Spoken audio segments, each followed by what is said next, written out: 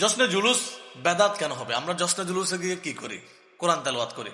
আপনি বলুন, কোরআন তেলাওয়াত করা কি বেদাত? না।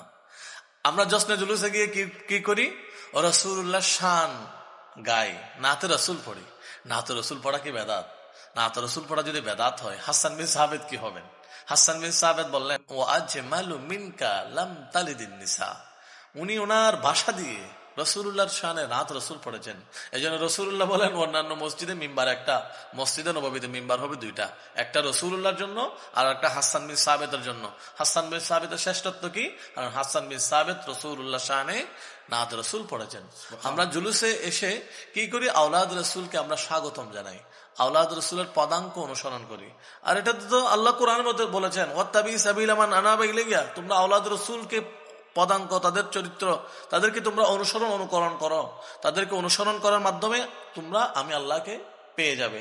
আল্লাহ তো কুরআনুল কারীমের মধ্যে বলেছেন, কুল্লা আসসালুকুম আলাইহি আজরা ইল্লাল মাওয়াদ্দাত ফিল কুরবা, আমি তোমাদের কাছে আমার নবীর আওলাদের ভালোবাসা চাই। নবীর আওলাদের ভালোবাসা আমরা নবীর আওলাদকে নিয়ে রাসূলুল্লাহর জন্য মিছিল করার মাধ্যমে, র্যালি করার মাধ্যমে সেটা আমরা উদযাপন করি। আর আল্লাহ তো বলেছেন, তোমরা আমার প্রিয় নবীকে তোমাদের জানের চাইতে বেশি ভালোবাসো। এই ভালোবাসার আমরা বহিঃপ্রকাশ করতে গিয়ে আমরা জুলুস করি। জুলুসের মধ্যে যে সমস্ত কাজগুলো আমরা করি, একটাও কোরআন এবং সুন্নাহর বাহিরে নয়। যারা ভ্রান্ত অভিযোগ করে, যারা ভ্রান্ত তাদের আকীদা এবং গুস্তাখির কারণে, গুস্তাখি রাসূলের কারণে আমাদের কটু দৃষ্টি দিয়ে যারা এই কমেন্টস গুলো করে, আল্লাহ তাদের থেকে আমাদেরকে হেফাজত করুন।